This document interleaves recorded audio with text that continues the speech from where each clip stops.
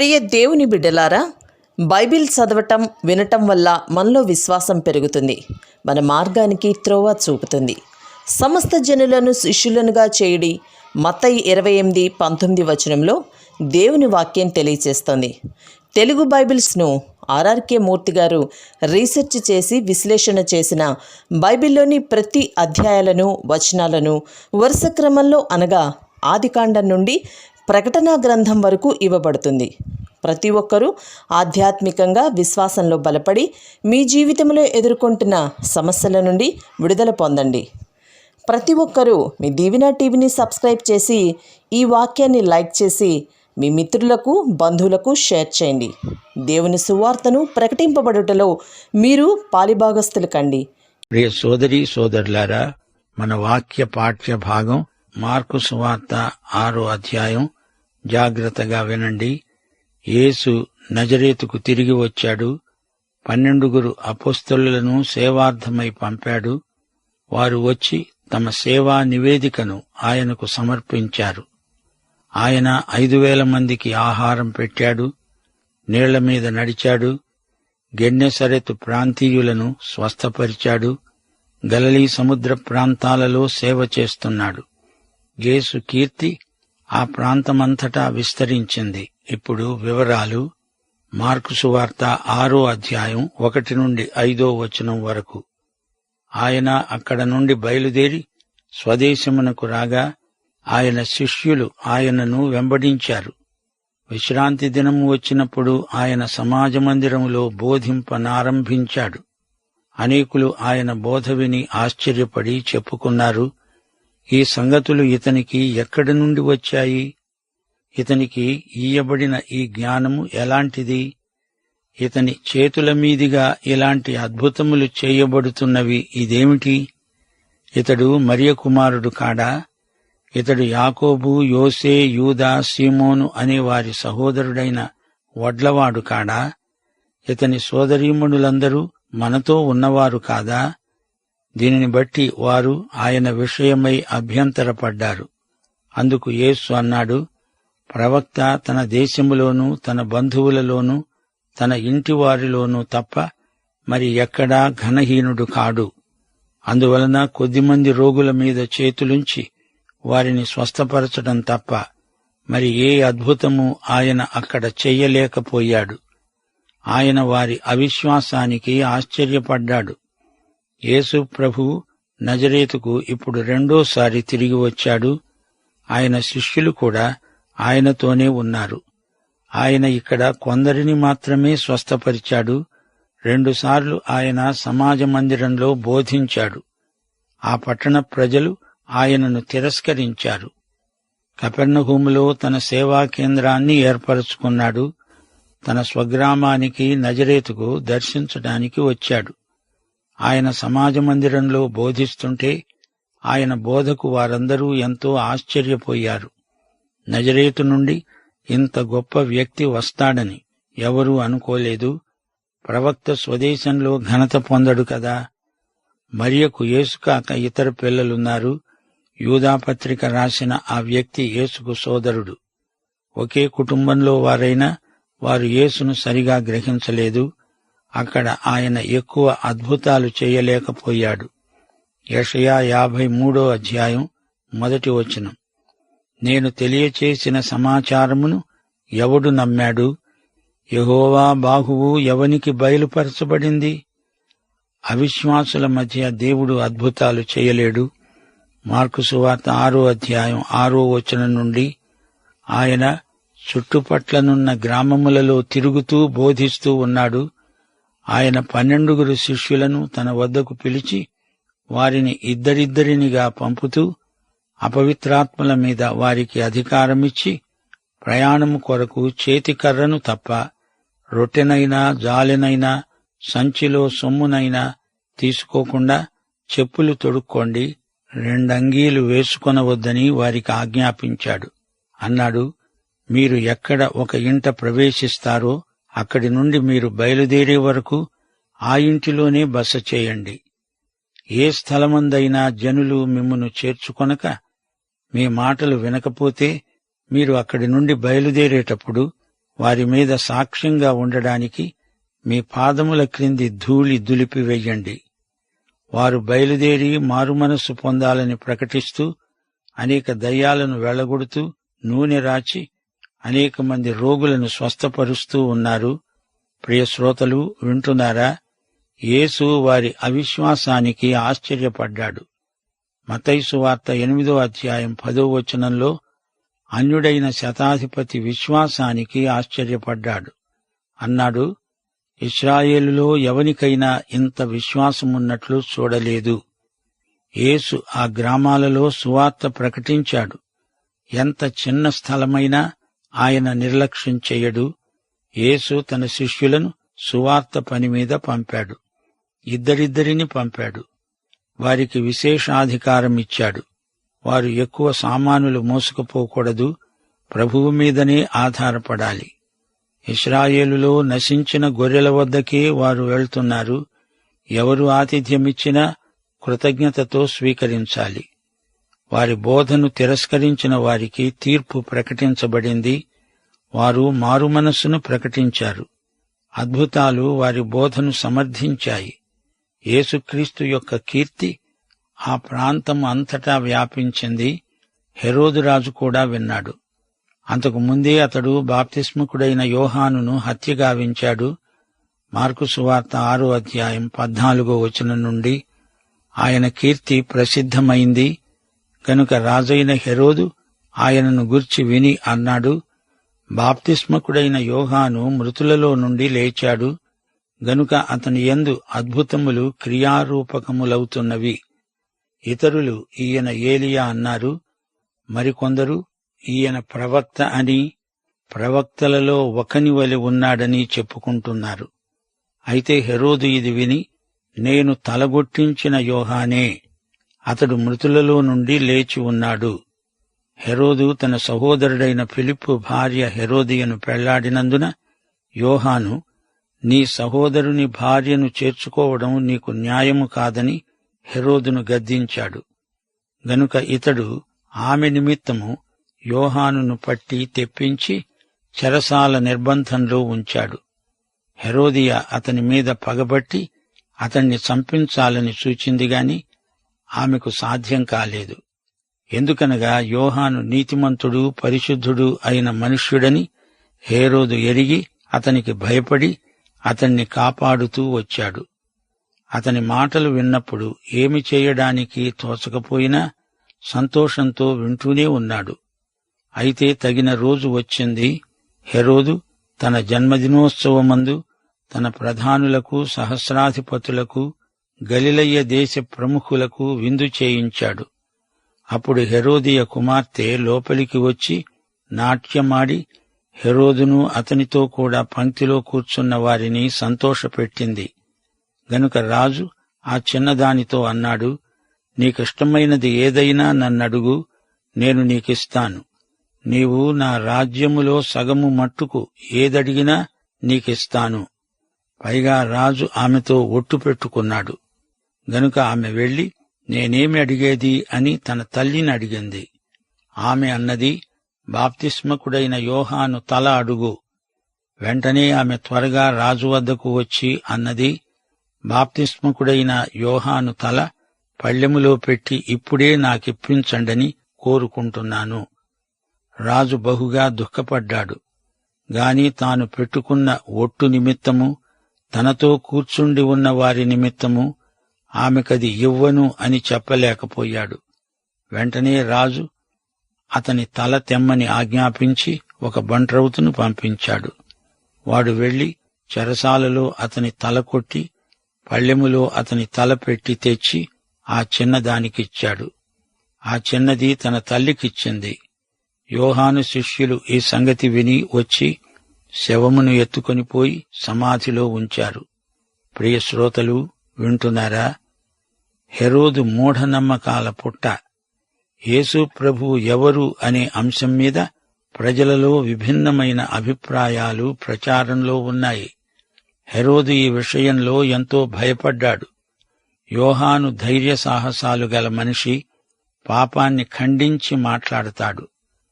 హెరోదియను ఉంచుకున్నందుకు అతని పాపాన్ని బహిరంగంగా ఖండించాడు. హెరోదియా యోహాను అంతు చూడాలని పట్టుపట్టింది. హెరోదియా హెరోదును ఈ విధంగా దేవునికి దూరం చేసినదైంది. హెరోదియా తన కూతుర్ని నాట్యమాడమని చెప్పి పంపింది. హెరోదు విలాసప్రియుడు, కామాంధుడు. ఈ సంగతి హెరోదియకు బాగా తెలుసు. హెరోదు రాజు ఆ నర్తకికి ప్రమాణం చేశాడు. నీవు ఏదడిగితే అది ఇస్తాను అన్నాడు. ఈ ఘడియ కోసమే హెరోదియా వేచి ఉంది.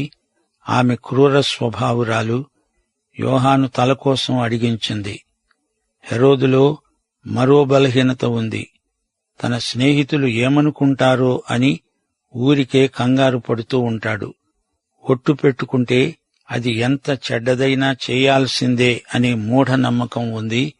నిర్దాక్షిణ్యంగా హెరోదు యోహాను తల కొట్టించాడు. మహాపాతకానికి ఒడిగట్టాడు. యోహాను శిష్యులు అతని మొండెమును తీసుకుని వెళ్లి సమాధి చేశారు. మార్కు సువార్త 6:30 నుండి. అంతటా అపోస్తలులు యేసునొద్దకు కూడివచ్చి తాము చేసినవన్నీ, బోధించినవన్నీ ఆయనకు తెలియచేశారు.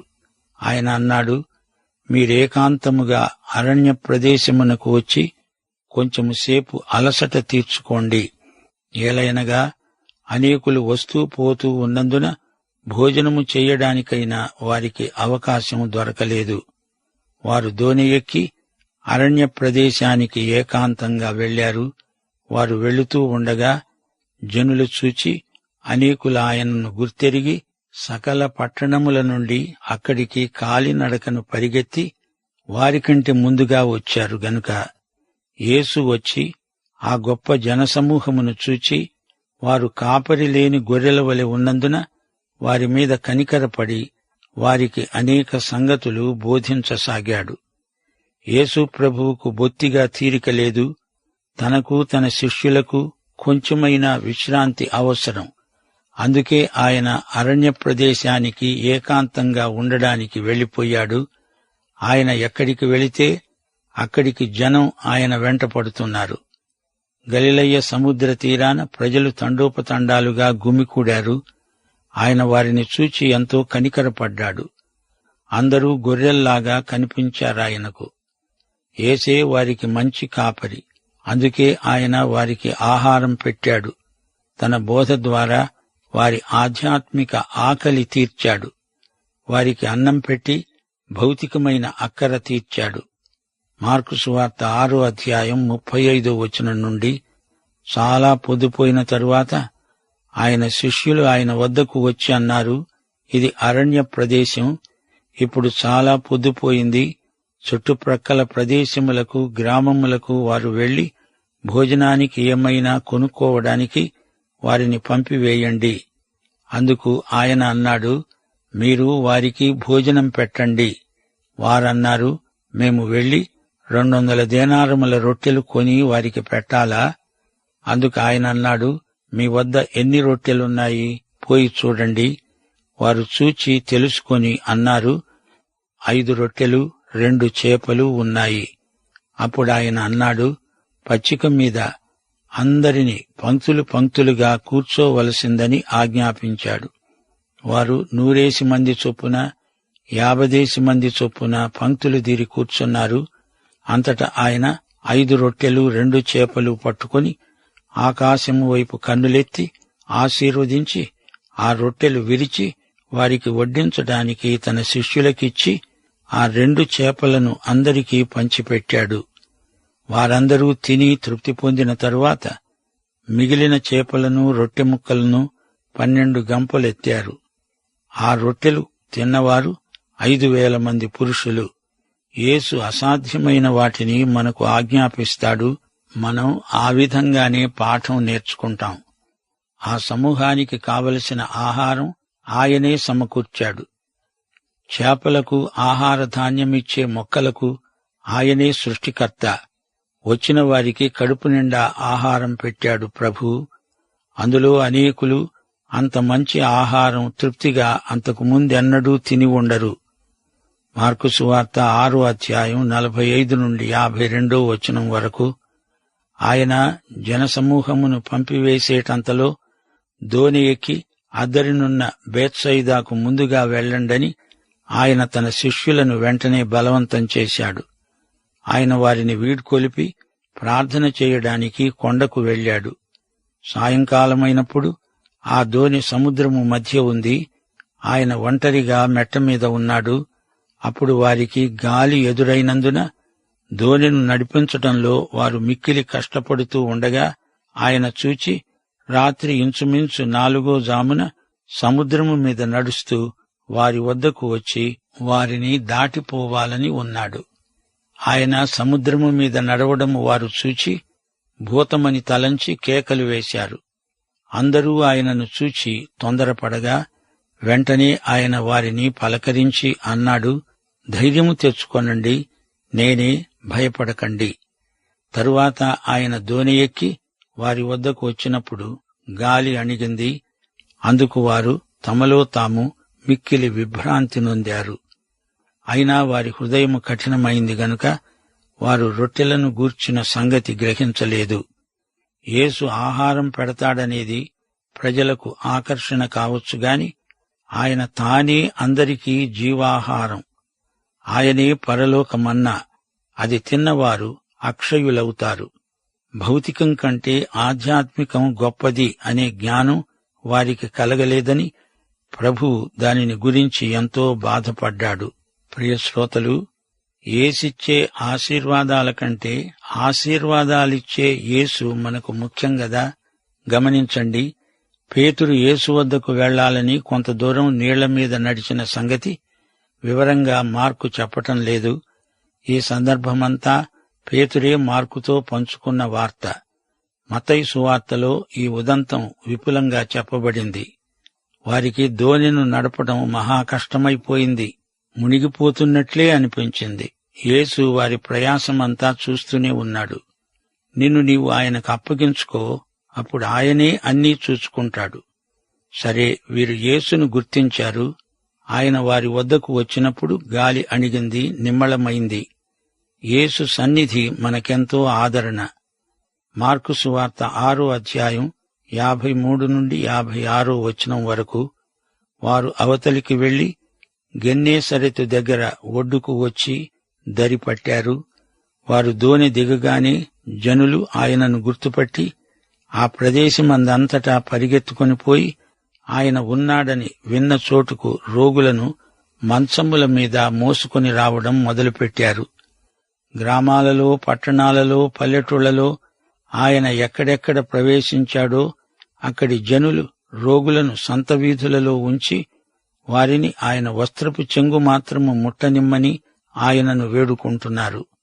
ఆయనను ముట్టిన వారందరూ స్వస్థత నొందారు. ఆ రోజుల్లో యేసు ప్రభు అసంఖ్యాకులైన ప్రజలను స్వస్థపరిచాడు. యేసు చేసిన స్వస్థతలు వాస్తవమైనవి. స్వస్థత పొందిన వారి రోగాలు తిరగబెట్టలేదు. రోగి స్వస్థత ఆధ్యాత్మిక పునరుత్థానమై ప్రజలను యేసు వెంట పంపింది. యేసునందలి విశ్వాసము ఆయనకు విధేయులైన వారిలో గొప్ప పరివర్తన తెస్తుంది. అవిశ్వాసులు, అల్పవిశ్వాసులు యేసు చేసే అద్భుతాలను చూడలేరు, అనుభవించలేరు. యేసు అపవిత్రాత్మల మీద తన శిష్యులకు అధికారమిచ్చాడు. మార్కు సువార్త 3వ అధ్యాయం 14వ వచనం. వారు తనతో కూడా ఉండేటట్లు దయ్యాలను వెళ్లగొట్టే అధికారము గలవారై సువార్త ప్రకటించడానికి వారిని పంపాలని 12 ఆయన నియమించుకున్నాడు. శిష్యుల అధికారం యేసుదే, ఆయన ఇచ్చిందే. శిష్యుల సామాను ఎంత ఉండాలో, వారు ఏమి తినాలో, ఎక్కడ ఎలా ఉండాలో ప్రభువే వారికి ఆజ్ఞాపిస్తాడు. యేసు చెప్పుచేతల్లో మెలిగేవారే ఆయన శిష్యులు, వారే అపోస్తలులు. వారి సందేశమేమిటి?